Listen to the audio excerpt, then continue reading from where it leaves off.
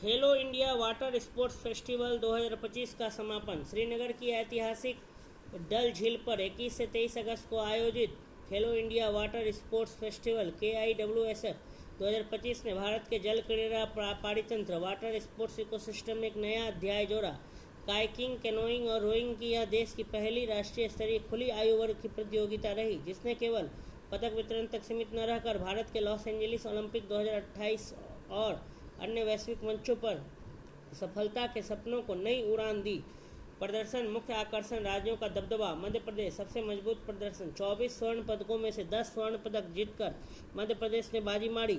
इसका श्रेय state water sports academy of excellence को जाता है। मुख्य कोच अंकुश शर्मा ने अनुशासित प्रशिक्षण और आपसी विश्वास को सफलता की कुंजी बताया, जबकि सहायक कोच चंपा मौर्य ने कहा कि मानसिक दृढ़ता पर भी उतना ही ध्यान दिया गया।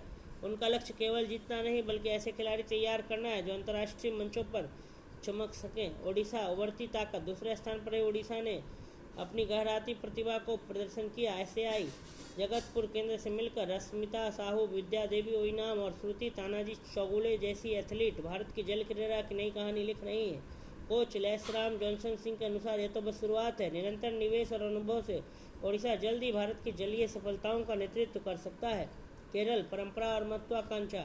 3 स्वर्ण सहित 7 पदक जीतकर केरल ने जल क्रीड़ा में अपनी ऐतिहासिक ताकत फिर साबित की। कोच पृथ्वीराज नंद कुमार सिंधे का मानना है कि बुनियादी कौशल में सुधार और परंपरा पर निर्माण करके केरल नियमित रूप से अंतर्राष्ट्रीय स्तर के चैंपियन दे सकता है। SAI की भूमिका और राष्ट्रीय प्रसार। राष्ट्रीय उत्कृष्टता केंद्रों का योगदान। 5 SAI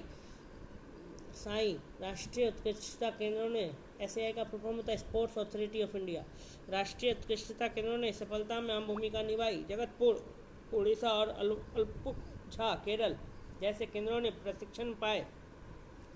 47 एथलीटों ने कुल 5 स्वर्ण, 7 रजत और 3 कांस्य पदक जीते। प्रमुख खिलाड़ी शिखा चौहान और Pallavi जगदाब Madhya Pradesh. Asian canoe slalom championship चीन में भारत को सिल्वर दिलाने वाली जोड़ी अब नए खिलाड़ियों की प्रेरणा। विशाल डांगी उत्तराखंड अपने प्रदर्शन से देश भर की संभावनाओं को और मजबूत किया।